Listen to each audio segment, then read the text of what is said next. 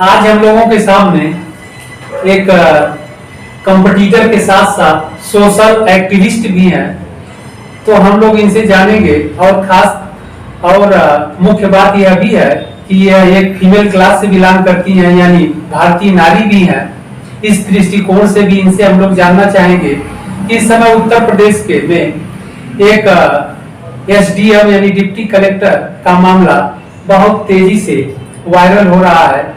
तो इसको हम लोग एक कंपटीटर हैं, स्टूडेंट भी हैं, तो हम लोग उसी दृष्टिकोण से इसे जानने का प्रयास करेंगे कि क्या यह नारी सशक्तिकरण के दायरे में आता है। पहले तो हम लोग आपका नाम भी आप लोगों तक पहुंचा देते हैं इसके माध्यम से। आप हैं सोनल सिंह और यूपीएससी की कंपटीटर भी है और सोशल एक्टिविस्ट भी हैं, यानी समाज सेविका भी हैं इस रूप में।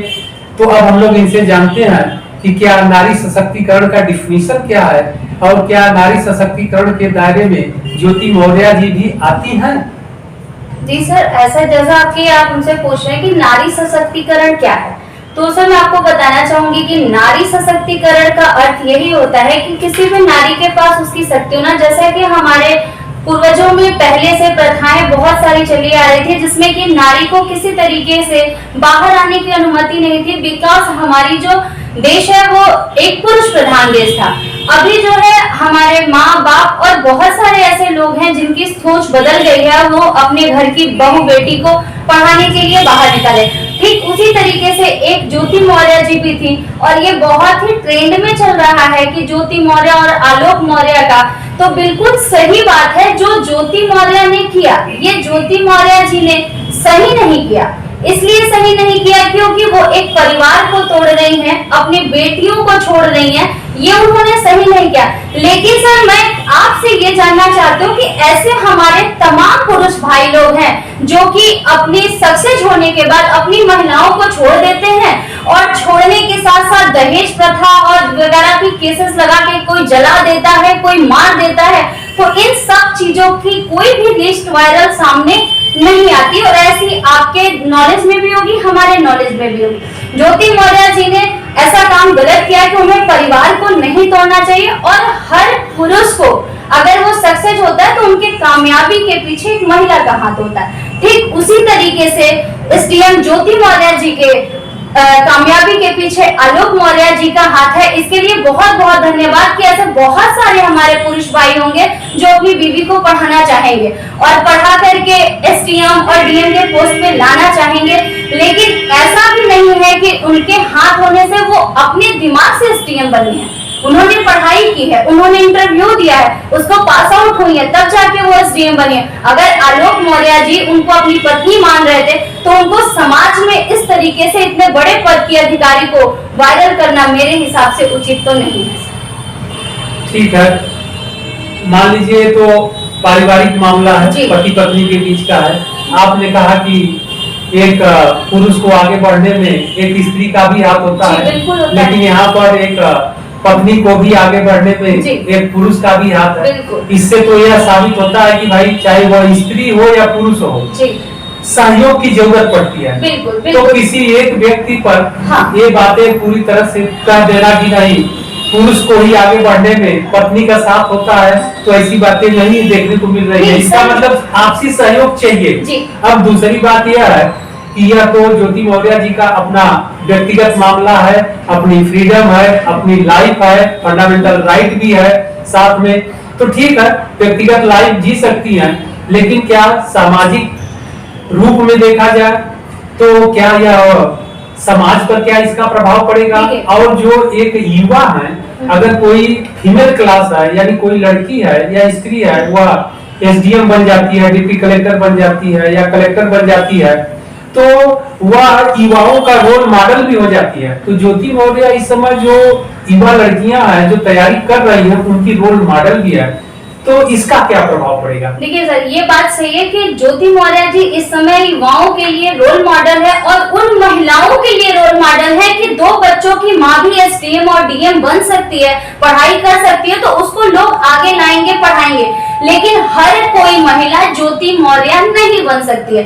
अगर ज्योति मौर्य ने अपनी पढ़ाई, अपनी काबिलियत से यहाँ तक पहुंची थी, तो इसके लिए न्यायालय भी कोई चीज होती है। अगर आलोक मौर्य जी की पत्नी है तो अपनी पत्नी का इज्जत मार्केट में उछालना मेरे हिसाब से तो सही नहीं है। उनको ये बात थी तो वो बात करते, उसके बाद न्यायालय तक जाते, इसके लिए न्याय मांगते। अगर वो नहीं देती, ऐसे बहुत सारे केसेस तो ज्योति मौर्य जी के सामने खुद आते होंगे जिसको कि वो सॉल्व करती होंगी, और ये इनका व्यक्तिगत मामला है और हम बिना जानकारी के किसी भी व्यक्ति पे कोई भी टिप्पणी नहीं कर सकते। अभी हमारे पास वही प्रूफ मिल रहे हैं जो कि आलोक मौर्य जी दे रहे हैं। अभी तक हमारे पास कोई ऐसे प्रूफ नहीं है जिसको ज्योति मौर्य जी ने दिया हो। और सर साथ में मनीष दुबे जी की बात की जाए तो मनीष दुबे जी के तरफ से भी अभी तक कोई कार्रवाई नहीं हुई, ना उनकी कोई पोस्ट आई। तो मनीष दुबे जी भी तो एक पुरुष है, और मनीष दुबे जी पुरुष होने के साथ साथ एक महिला जो कि घर में है उसका भी घर बर्बाद किया, और एक महिला जिसके साथ रिलेशन बनाए उसका भी घर बर्बाद किया। तो मनीष दुबे जी ने तो 2 घरों को बर्बाद किया। तो क्या मनीष दुबे जी भी तो एक पुरुष है? और ऐसे बहुत सारे, अभी आप देख लीजिए कि रोहतास के डीएम जो धर्मेंद्र जी हैं, उन्होंने भी पहली पत्नी को छोड़ करके दूसरी शादी की। ये सारी चीजें न्यूज में, ऐसे तमाम भाई लोग हैं जो कि दूसरी शादी करते हैं। अगर इनसे कोई इश्यूज है तो इसे ये जाकर के न्यायालय में बात करें। न्यायालय में बात करने के बाद ज्योति मौर्य जी से बात करें। इसके समाज पे इसका बहुत बुरा इफेक्ट पड़ा है कि हमारे बहुत सारी ऐसी बहनें हैं जो कि पढ़ना चाहती हैं और पढ़ती हैं, उनके अंदर काबिलियत है, लोग उन्हें वापस बुला रहे हैं। ये समाज के ऊपर कुप्रभाव पड़ रहा है। हाँ, ये तो बात आप सही कह रही हैं। ऐसे बहुत सारे इस समय हाँ। ऐसा जो है कि र्यूमर उड़ रहा है या सुनने को मिल रहा है या देखने को भी मिल रहा है कि बहुत से जो विवाहित जो लड़कियां हैं या स्त्रियां हैं या नारी हैं जो यूपीएससी या यूपीपीसीएस की तैयारी कर रही हैं, हाँ। उनके जो हस्बैंड है उनको तैयारी कराने से मना कर रहे हैं, उनको लेकर के घर वापस जा रहे हैं। यही मैं आपसे कहना चाहती हूँ कि sir Mother Teresa, Indira Gandhi, Kiran Bedi भी तो महिला थी। और आज से अगर हम पूर्वजों में चलते हैं तो सती प्रथा आपने सुना होगा। सती प्रथा के टाइम पे वो महिला जिसकी कोई गलती नहीं होती थी, अगर पति की डेथ हो जाती थी तो उसके साथ उसको सती कर दिया जाता था। वो महिला क्या त्याग नहीं करती थी? और ऐसे तमाम महिलाएं हैं जो अपने परिवार के लिए, अपने बच्चों के लिए त्याग करके इस मार्केट में जी रही हैं और समाज में रह रही हैं। तो हम उन सभी महिलाओं को छोड़ करके मात्र एक ज्योति मौर्य जी को उठा लिए हैं कि ज्योति मौर्य जिधर भी। क्या ज्योति मौर्य के बच्चे अगर मोबाइल चला रहे होंगे उस वक्त वो देख रहे होंगे कि उनके माँ बाप की तस्वीर वायरल हो रही है, तो क्या उन बच्चों पे बुरा इफेक्ट नहीं पड़ रहा होगा? ये बहुत बुरा इफेक्ट है, पूरे समाज के लिए बुरा इफेक्ट है। और मैं सभी भाइयों से यही कहना चाहूंगी कि आप अपनी पत्नी को वापस बुला रहे, ये कोई समाधान नहीं है। अगर आपके और हमारे बीच का आपसी सहयोग बेहतर है तो हर व्यक्ति ज्योति मौर्य नहीं बनेगा। आप उन्हें पढ़ाइए, उन्हें आगे बढ़ाइए, उनसे अपना सहयोग। और सर मैं एक क्वेश्चन आपसे भी पूछना चाहूंगी कि अगर आलोक मौर्य जी ने मनीष दुबे जी के साथ देखा था तो क्यों नहीं मनीष दुबे जी को उसी समय थप्पड़ मारा या ज्योति मौर्य जी को थप्पड़ मारा और उसी समय एक्शन लिया? हम कहते हैं वो तो उनके पति थे ना, उस समय तो उन्हें किसी की जरूरत नहीं थी। अगर अपनी पति को किसी गलत अवस्था में कोई भी पुरुष देखता है तो उससे गुस्सा आता है। अगर उससे गुस्सा आया उसको लॉक कर सकते थे, दरवाजे में लॉक कर सकते थे, पुलिस को कॉल कर सकते थे, पुलिस को बुला सकते थे। उन सब समय पे इन्होंने ऐसी कार्रवाई क्यों नहीं किया जो आज वो मार्केट में इस तरीके से उछल रहे हैं? हालांकि हम लोग किसी के व्यक्तिगत लाइफ पर, जीवन पर ज्यादा टिप्पणी नहीं किया जाएगा। हम लोग जो मेन समाज से जुड़ी बातें हैं उसी पर ज्यादा फोकस किया जाएगा। तो आप इन लोगों को क्या कहेंगे कि जो पति अपनी पत्नियों को तैयारी या पढ़ने से रोक रहे हैं, लेकर के घर वापस भेज रहे हैं, लेकर के जा रहे हैं? अभी न्यूज में भी था कि 136 या 138 लड़कियां जो विवाहित थी वो उनके हस्बैंड लेकर के वापस चले गए, यानी उनकी पढ़ाई ब्रेक कर दिए। इस प्रकार तो उनके भविष्य के साथ खिलवाड़ हुआ। जी बिल्कुल, उनके भविष्य के साथ मैं यही कहना चाहती हूँ कि इनके भविष्य के साथ बिल्कुल खिलवाड़ किया जा रहा है। ज्योति मौर्य जी भी अगर एसडीएम का पद हासिल किए तो ज्योति मौर्य जी ने पढ़ाई किया है। ज्योति मौर्य जी ने पढ़ाई करने के साथ साथ उस पद को हासिल किया, उस पद के काबिल है, अपने कार्यभार को संभाला है। हम जब तक किसी व्यक्ति के बारे में अंदरूनी नहीं जान सकते, हम उसके बारे में टिप्पणी नहीं कर सकते कि उनका व्यक्तिगत मामला क्या था या आलोक मौर्य जी का मामला क्या था। लेकिन जो महिलाओं को वापस बुलाया जा रहा है, सर इसके साथ में बिल्कुल भी नहीं हो, क्योंकि हर महिला एक जैसी नहीं होती, बहुत सारी महिलाएं थे और पुरुष भाई लोग तो मुझे ऐसा फील होता है कि इसलिए भी हटा रहे हैं और समाज में फैला रहे हैं क्योंकि महिलाओं के आने से प्रतियोगिता बढ़ गई है। हर क्षेत्र में महिलाएं प्रथम स्थान हासिल कर रही हैं। इस वजह से भी भाई लोगों को हो सकती है, क्योंकि महिला को आगे बढ़ते देख कोई भी पुरुष अधिकारी नहीं चाहता है। कोई भी पुरुष हो, किसी भी पोस्ट का हो, अगर उसकी महिला ज्यादा बढ़ गई या और अगर वो सीएम के पद में है तो सर उनको 100, 200, 250 लोगों से बात करनी है। क्या बात करनी है? ये निजी मामला नहीं है, ये उनका व्यक्तिगत मामला नहीं है कि हम इस पद पे बैठे, ये उनका कार्यभार है कि वो अपने पद पे बैठे हुए हर व्यक्ति की जो भी समस्या होगी उसको सुनेंगी, उसका समाधान करेंगी। अगर ज्योति मौर्य जी यहाँ तक पहुंचे तो मुझे नहीं लगता कि इतनी छोटी सी बात को यहाँ तक लेके आना चाहिए। ये बहुत गलत है और इसके लिए आलोक मौर्य जी जाएं, बात करें। अब उनके पद से लोग कह रहे हैं सर हटा दिया जाएगा, ठीक है आप हटा दीजिए, लेकिन काबिलियत से आइए ना। ऐसा तो नहीं कि किसी भगवान को जाके पूछ दिया या आलोक मौर्य जी ने जा करके वहां पे उनको दे दिया ज्वाइनिंग लेटर या किसी के माध्यम से। ऐसा है? ऐसा कुछ आया? अभी तक कुछ भी नहीं आया।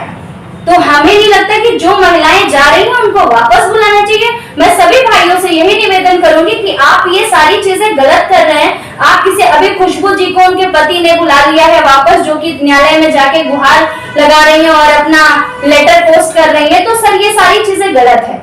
ऐसे बहुत तमाम पुरुष हैं। अगर ज्योति मौर्य जी ने तो एक कांड किया है, लेकिन ऐसे तमाम पुरुष हैं जो प्रतिदिन आपके क्षेत्र में भी होंगे, हमारे क्षेत्र में भी होंगे, कि अपना पोस्ट जैसे ही बढ़ता है वैसे ही वो अपनी पत्नी को छोड़ देते हैं, क्योंकि वो फिर ये बताते हैं कि मेरी शादी बहुत समय पहले हो गई थी, मेरा बाल विवाह हो गया था और मैं अपनी पत्नी को लेकर के साथ में नहीं चल पाऊंगा, वो मेरे लायक नहीं है, वो मेरे साथ कुर्सी पे बैठने योग्य नहीं है, ऐसा बता के लोग तलाक दे देते हैं। और ऐसे तो तमाम लोग हैं, तो उनके ऊपर तो ऐसी कोई भी कार्रवाई नहीं की जाती। महिला बेचारी रो करके अपने घर में, अगर एक महिला डेथ कर जाती है तो एक पुरुष को तुरंत एक स्त्री की आवश्यकता होती है अपने बच्चों को पालने के लिए, लेकिन अगर एक पुरुष डेथ कर जाता है तो एक महिला के ऊपर तमाम लाइनें उठती हैं, लोग उसको बड़े गंदे गंदे शब्दों से नवाजते हैं, लेकिन फिर भी वो महिला संघर्ष करती है, बर्तन मांजती है, झाड़ू करती है। अगर पढ़ी लिखी नहीं है तो पढ़ी लिखी है तो प्राइवेट सेक्टर में जॉब करती है, और प्राइवेट सेक्टर में भी जो पुरुष हैं, जो डायरेक्टर्स हैं या जो प्रबंधक हैं, वो भी उनका शोषण करते हैं। इतना सहने के बाद भी वो अपने बच्चों को पालती है और कभी भी उसे किसी अदर पुरुष की आवश्यकता नहीं होती है। लेकिन अगर एक महिला डेथ कर जाती है तो एक पुरुष को अभी उसकी 13वीं भी नहीं बीतती, उसके दरवाजे पे लोग आने लगते। अगर गलती से वो सरकारी कर्मचारी है तो शायद सर 13वीं के दूसरे दिन शादी करा दी जाएगी। इस तरीके की भी चीजें आती हैं सामने, जो कि हम लोग समाज में रह रहे हैं और हम समाज में देख रहे हैं। बात तो आप सही कर रही हैं कि ज्योति मौर्य महिला सशक्तिकरण के दायरे में जरूर आती हैं, लेकिन आपने जो कहा प्राचीन समय से ही जो समाज में भारतीय समाज यानी इंडियन सोसाइटी में देखा जाए तो जो सती सिस्टम चला आ रहा था, सती प्रथा, उसमें एक ही वर्ग को दबाया जा रहा है, यानी पति के मर जाने के बाद उनको पति के चिता के साथ जला दिया जाता था। ये तो बात आप सही कह रही हैं कि कोई पक्ष यानी पुरुष प्रधान समाज में जिसके पास शक्ति होती है वही अपने को आगे बढ़ने का प्रयास करता है, बढ़ाने का प्रयास करता है। तो हमारे समाज में ये चीजें हमें देखने को मिल रहा है या मिलता है कि प्राचीन समय से ही स्त्रियां सेकेंडरी हैं और आज भी पुरुष उनको सेकेंडरी ही देखना पसंद करते हैं। लेकिन जो 21वीं शताब्दी में कह लिया जाए 21 सेंचुरी में, तो जो फीमेल क्लास है, नारी है यानी स्त्रियां हैं, अपने मेहनत से आगे बढ़ रही हैं, अपने काबिलियत से आगे बढ़ रही हैं। यहाँ तक कि पुरुष प्रधान जो हमारा समाज है आज भी 33% आरक्षण की बात कहा जा रहा है, तो भी central parliament and state parliament यानी लोकसभा और राज्य विधानसभाओं में आज तक 1996 में पहली बार महिला बिल पेश किया गया था संसद में, लेकिन आज 2023 हो गया, 2023 हो गया, आज तक महिला विधेयक पास नहीं हुआ। यानी सेंट्रल पार्लियामेंट और स्टेट पार्लियामेंट में महिलाओं को 33% आरक्षण नहीं दिया गया। तो कहीं ना कहीं पुरुष प्रधान समाज जो है स्त्रियों को आगे बढ़ने से रोक तो नहीं रहा, यह तो हम लोग नहीं कर सकते हैं, लेकिन इतना जरूर कहा जाएगा कि पुरुष समाज की एक संकीर्ण विचारधारा या सोच यहाँ पर दिखाई पड़ती है। पुरुष सशक्तिकरण या महिला सशक्तिकरण की आप बात करते हैं, तो पुरुष के पास शक्ति थी तो वो अपने शक्ति का योजना करते थे, उस शक्ति को उस महिला के ऊपर दिखा देते। तो ठीक उसी तरीके से महिलाओं को अब स्वर्ग मिल गया है कि उनके पास महिला सशक्तिकरण, उनकी शक्ति, उनको निर्णय लेने की क्षमता, वो निर्णय ले रही। अगर पुरुष समाज हमें अपना सक्सेस होने के बाद किसी महिला को छोड़ सकता है, तो हो सकता है कि वो महिला उस व्यक्ति के साथ नहीं रहना चाहती है, तो वो स्वतंत्र है, वो स्वतंत्र है, वो उन्हें तलाक दे सकती है। इसके ऊपर हम किसी तरीके का दबाव नहीं डाल सकते कि उसका पर्सनल मामला क्या है। ऐसे बहुत सारे आपने देखा होगा, अभी कुछ दिन पहले की न्यूज है कि एक महिला की शादी हुई थी और 7 दिन भी नहीं बीता और उस महिला को जला दिया गया। क्या उसके लिए कोई कानून नहीं बना है? उस महिला की क्या गलती थी? उस महिला की गलती ये थी कि उसने माँ बाप की इज्जत को बचा करके एक दूसरे व्यक्ति के साथ, अनजाने के साथ जाने को तैयार थी और दहेज के लिए वो चली गई इस दुनिया से। ये सही है सर? नहीं, आप तो बात सही कर रही हैं कि हमारे समाज में कुछ ऐसे रूढ़ियां हैं, विकृतियां हैं, जिन्हें दूर करने की जरूरत है। बिल्कुल। वर्तमान में देखा जाए तो दहेज प्रथा एक बहुत बड़ी समस्या के रूप में है। इसे तो दूर करने का प्रयास किया ही जाना चाहिए, खास करके युवाओं को भी आगे आना चाहिए। पढ़े लिखे जो क्लास है, वर्ग है, उनको भी आगे आना चाहिए कि दहेज जैसी जो कुप्रथा है उसको समाज से किसी भी तरह दूर किया जाए, हटाया जाए। हालांकि ज्योति मौर्य जी पर हम लोग कोई टिप्पणी नहीं कर रहे हैं, उनका व्यक्तिगत लाइफ है, व्यक्तिगत जीवन है। हम लोग सिर्फ नारी सशक्तिकरण से संबंधित और हमारे समाज में जो बुराइयां हैं और पुरुष समाज की या पुरुष लोगों की जो मानसिकता है, हम लोग उस पर बात कर रहे हैं और नारी सशक्तिकरण के दायरे में ध्यान में रख करके। लेकिन इतना हम लोग जरूर कहेंगे कि जो प्राचीन समय से जो विकृतियां हमारे समाज में स्त्रियों के विरुद्ध है, जैसे अगर पति की मृत्यु हो जा रही है तो स्त्रियों को विधवा रखा जा रहा है, पुनर्विवाह यानी रीमैरिज का उन्हें अधिकार नहीं दिया जा रहा है। 19वीं सेंचुरी में, 19वीं शताब्दी में हम लोग देखे कि ईश्वर चंद्र विद्यासागर जी ने 1856 में बहुत प्रयास करने के बाद वीडो रीमैरिज एक्ट बना, यानी विधवा पुनर्विवाह अधिनियम बना, लेकिन फिर भी इसको फॉलो नहीं किया जाता है। क्यों? क्योंकि हमारा पुरुष प्रधान समाज है और पुरुष प्रधान समाज में स्त्रियों को कहीं ना कहीं सेकेंडरी रूप में दिखाया जाता है। तो बहुत बहुत धन्यवाद आपको, लेकिन कुछ कहना चाहती है तो आप कहिए। कि आप अभी देखते होंगे या जानते होंगे कि अगर कोई भी एक पुरुष, एक लड़का अगर वो पुलिस विभाग में भर्ती हो जा रहा है यानी सरकारी टीचर बन जा रहा है, तो उसकी डिमांड 15 लाख रुपए हो जा रही है। अगर किसी बाप के पास 15 लाख 16 लाख रुपए नहीं है तो वो अपनी बेटी का विवाह न करे। ये बात आप सही। और अगर वो बेटी का विवाह करने जाते हैं तो वो अपना खेत बेचते हैं, अपना घर बेचते हैं, फिर वो बेटी का विवाह करते हैं और अगले दिन जब बेटी कुछ दिनों बाद मैके आती है तो भाई और भौजाई ये कहकर बुलाते हैं कि तुम्हारी वजह से हमारा खेत बिक गया, तुम घर ना। तो बेटी का तो कोई घर ही नहीं रहा, इस घर भी नहीं रही, उस घर भी नहीं, दहेज लेके गई, अगर उनके मन की दहेज नहीं मिली तो उसे जला भी दिया गया। यानी एक महिला अगर मिट्टी में मिल जाए और जा करके शमशान चली जाए तो वो ठीक है, लेकिन अगर कोई महिला अगर अपने लिए आवाज उठा लेती है, पढ़ लेती है, पढ़ने के बाद अपना कार्यभार संभालती है, तो क्या ये गलत है? पुरुष प्रधान देश है हमारा, पुरुष हमारे ऑफिस जाते हैं, कभी वो महिला को खाना बना करके नहीं देके जाते, लेकिन महिला अगर 10 बजे ड्यूटी जाना है तो वो सुबह उठ करके अपने बच्चों को, अपने परिवार को खाना बना के टिफिन करके दे के तब जाती है, यानी घर का भी कार्य संभालती है और बाहर का भी कार्य संभालती है। और अंत में उससे ये बोला जाता है कि आप करती क्या है। हमारे घर की जो माँ होती है, चाहे गर्मी हो, सर्दी हो, बरसात हो, कुछ भी हो, 365 दिन वो हमें तरह तरह के भोजन बना के देती है। और फिर हमारा पुरुष समाज अगर उनके मन की चीजें नहीं है तो उसे उठा के थाली फेंक भी देते हैं, उस महिला को मार भी देते हैं। ऐसी बहुत सारी चीजें हैं जो पुरुष समाज करता है। और ये नहीं है सर, इससे हम अनदेखे नहीं है, हम भी देखते हैं और आप भी देखते हैं, लेकिन पुरुष समाज उस चीज को सामने नहीं लाता है और महिलाएं अपनी इज्जत को बचा के चलती है। अरे ठीक है, कोई बात नहीं, हम एडजस्ट कर लेंगे। इस एडजस्ट करती रह गई। अब वो एडजस्ट करने वाली भावना खत्म हो गई। अभी बहुत सारी महिलाएं भी ऐसी हो गई हैं कि सर अगर हम इस लायक हैं तो हमें शादी करने की भी कोई आवश्यकता नहीं है, हमें किसी पुरुष की आवश्यकता नहीं है। इस वजह से अब पुरुष समाज को दिक्कतें हो रही हैं। अब वो दिक्कतों को कैसे दिखाए, तो एक मौका मिल गया ज्योति मौर्य, जिसको ट्रेंड चल रहा है, कोई वापस बुला रहा है, कोई रील्स बना रहा है, कोई भद्दे कमेंट्स कर रहा है और लोग बोल रहे हैं अगर आप बेटी को पढ़ा देते हैं, आईएएस बना देते हैं, ये तो अच्छी बात है ना सर, कि अगर वो आईएएस या अफसर कोई भी अफसर बन जाती है तो उसको दहेज नहीं देना पड़ेगा और वो अपने स्टैंडर्ड, अपने लेवल का लड़का ढूंढेगी। उसे जरूरत नहीं होगा कि किसी दूसरे के अंडर में जाकर के वो रहे, अगर उसकी इच्छा नहीं है तो नहीं रहेगी। बात आप सही कर रही हैं। तो हम लोगों को आपके विचार से यही इस चीज पर भी ध्यान देना है कि बेटी भी पढ़ाया जाए, पत्नी भी पढ़ाया जाए, स्त्रियों का सम्मान भी किया जाए, और जो पुरुष वर्ग की संकीर्ण मानसिकता है, नैरो माइंड है, हम लोगों की संकीर्ण मानसिकता, उसको दूर करने का प्रयास किया जाए। जय हिंद, जय भारत। जय जय, थैंक यू।